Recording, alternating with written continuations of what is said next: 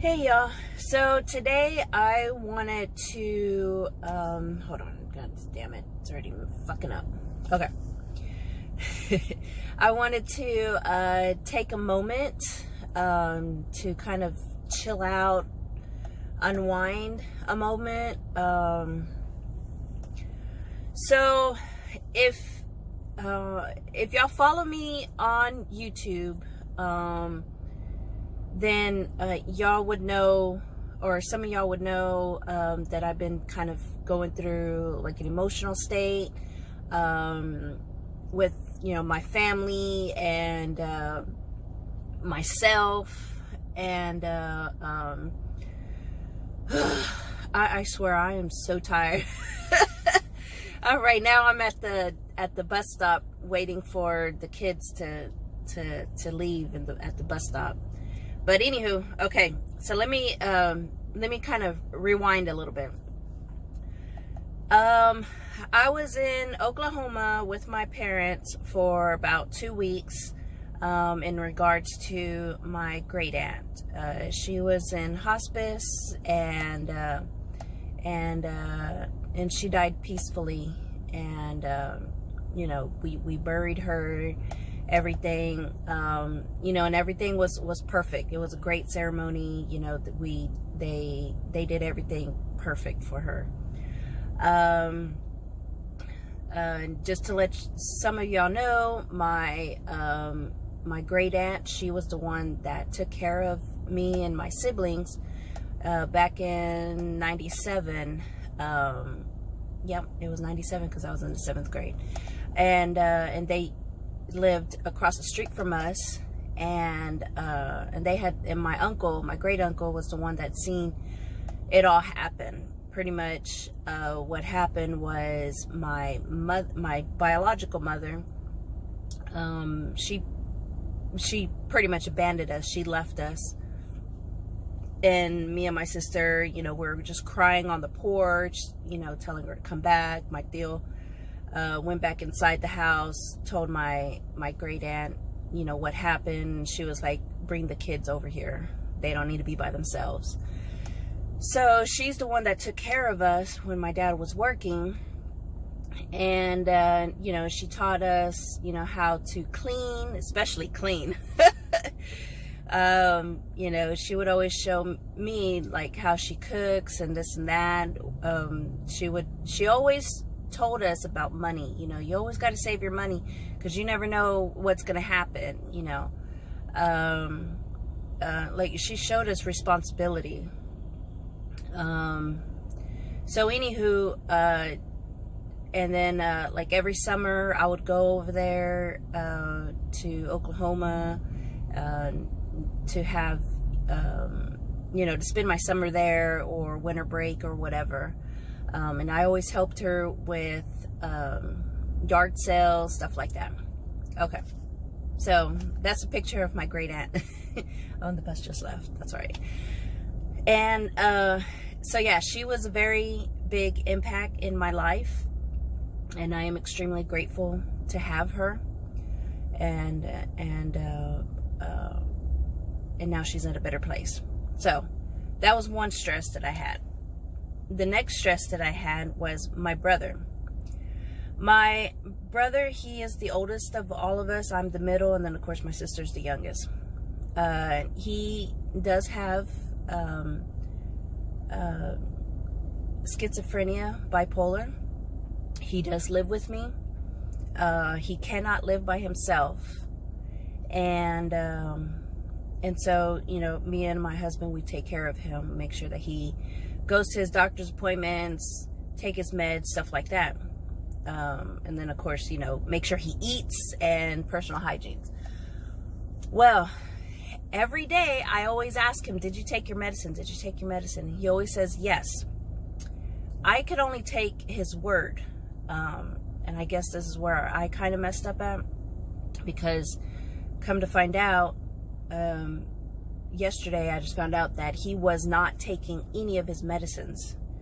And so, you know, he's having episodes. He's constantly being paranoid, going back and forth, not sleeping.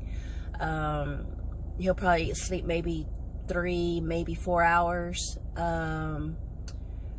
Seeing things again. Normally he's cool with me, you know, like if whatever I listen to or whatever I'm watching.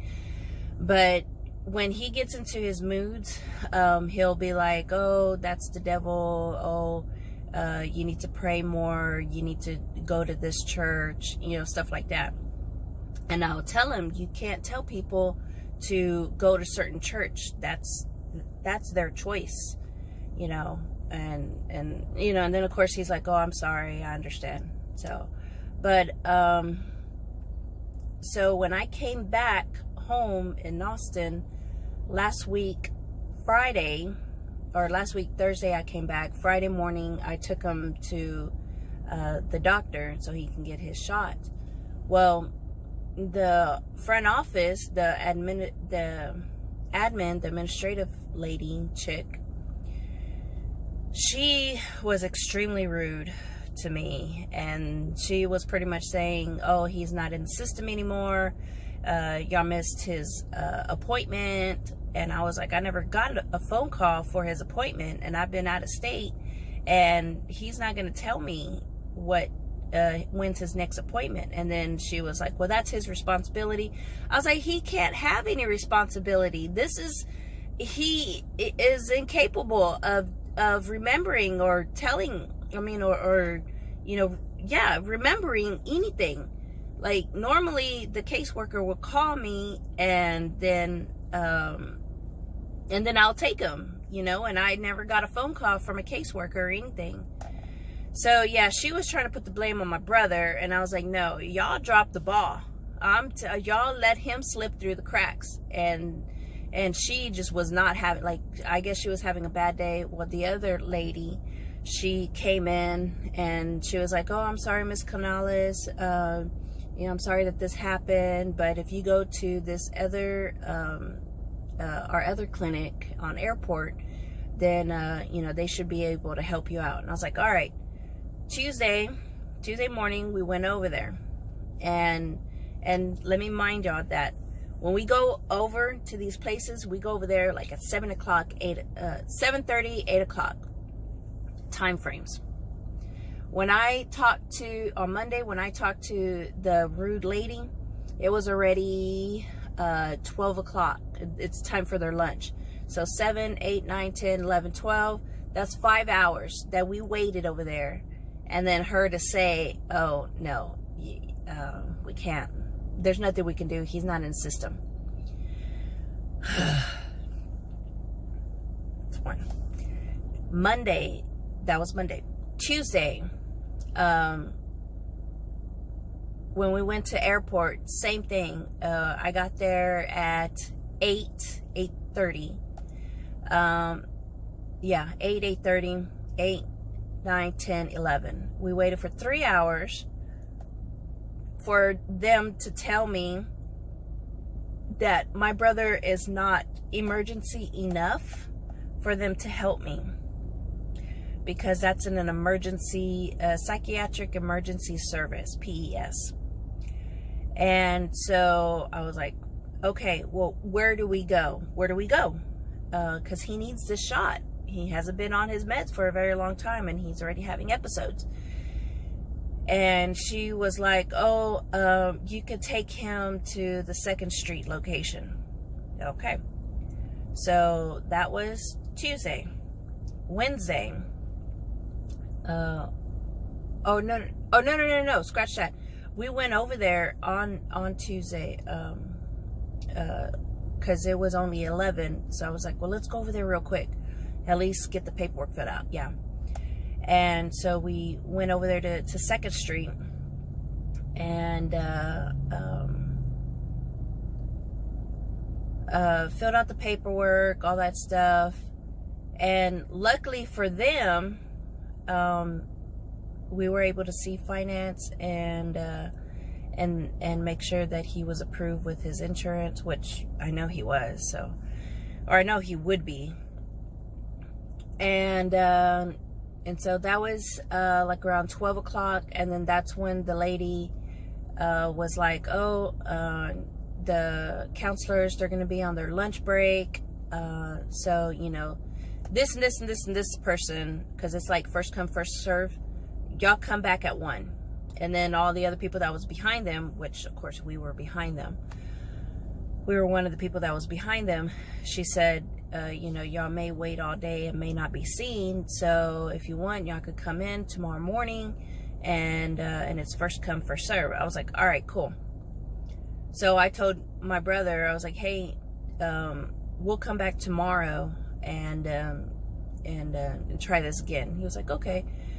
So that was Tuesday, and like I said, we were probably there maybe an hour. 11, 12, yeah, about an hour. And so Wednesday was yesterday. What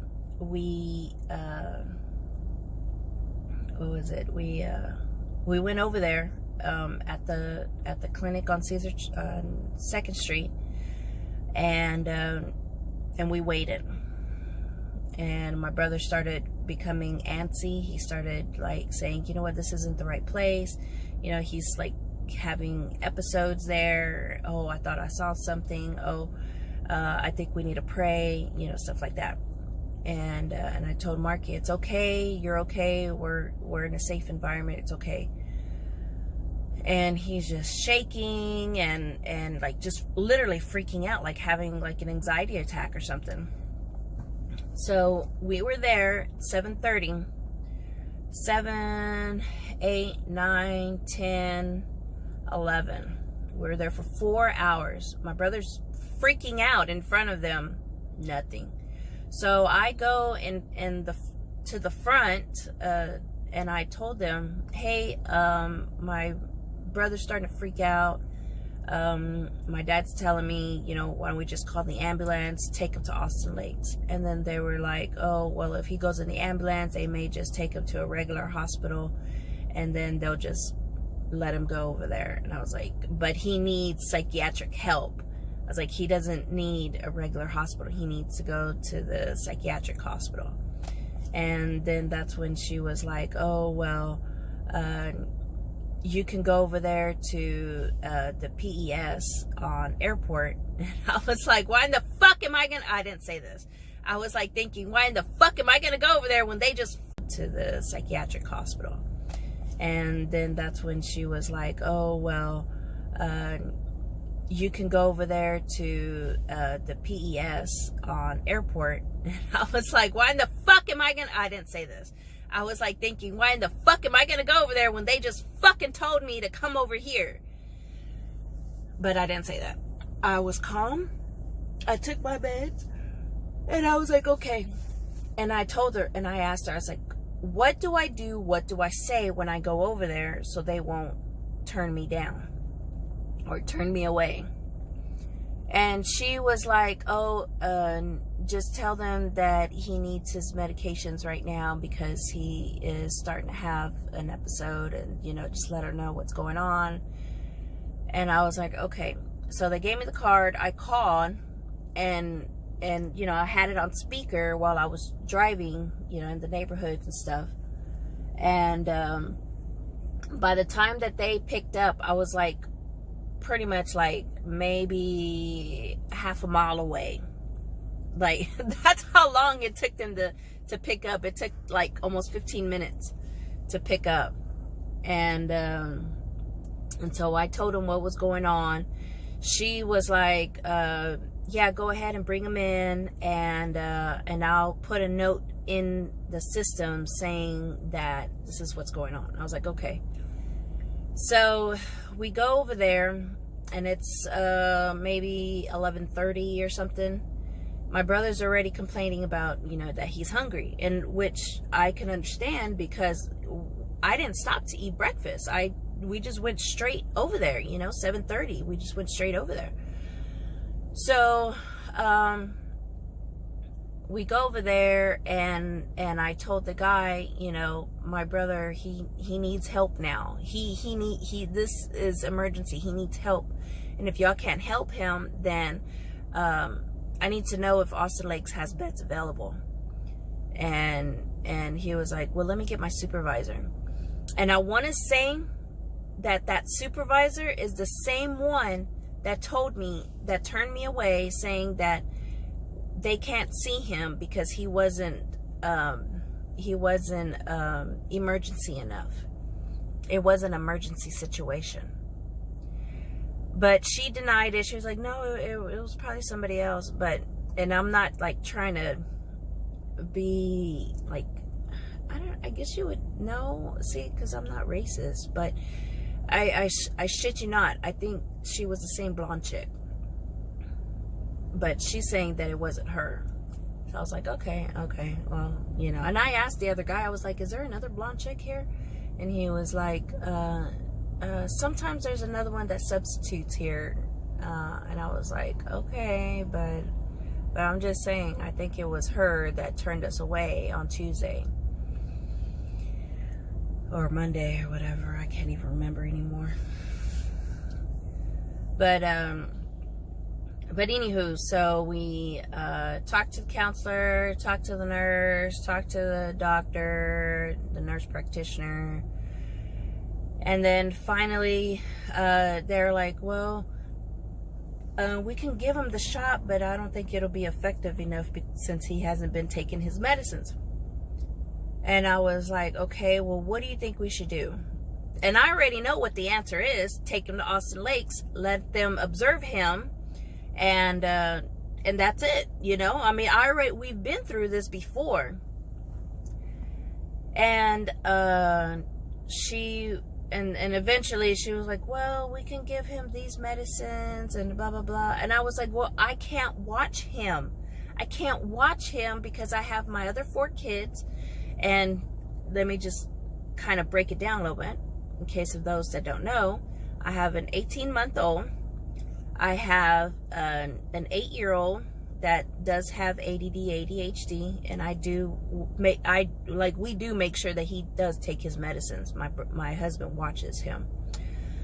I have my my honeybee, and she is 11, and she is going through some kind of like anxiety or depression state or something. But the school is keeping an eye on her and, you know, trying to keep her in good spirits. So they're helping me out on that. And then my oldest, my bumblebee, she is 12, and she does have depression. And unfortunately, she was self-mutilating. Yeah, like I said, my stress level is like super high, and I am like taking my meds like there's no more tomorrow, you know, to try to keep me calm. And so, but so I have all of them going on, and then of course my brother, and you know, and like I told her, I was like, I can't watch him right now, making sure that he takes his medicine, because he wakes up at a different time frame than I do. And when after the kids go to school, you know, I have to watch the baby, you know, and I don't like to put the baby in the playpen. Holy shit. What the hell? Somebody was honking crazy. So, oh my gosh, like I said, this is a big venting for me. I am so stressed out. But yeah, so after I said that, because I had my dad and my husband on the phone with me, while the doctor was talking to us, and then that's when I said that I wasn't able to watch him to take his medicines. Then that's when my husband was like, okay, well, you know, do whatever that you think it needs to be done. And I don't know if I don't know if he wanted me to put him in Austin Lakes or not. I don't know, but I do know that was for the best of my brother. So, I'm trying to think. So they checked to see if they had any beds, and then they said that, yeah, we got beds. Go ahead and bring them in. So we were there like around, what, 12? Yeah, like at 12, 1, 2, 3, 4, and it was fixing to be 5, so 4:30, we'll say 4:30. So 4.5 hours we were there just for them to do that one thing. And like I said, I already know the whole procedure, but gotta wait on them. So we go over there to Austin Lakes and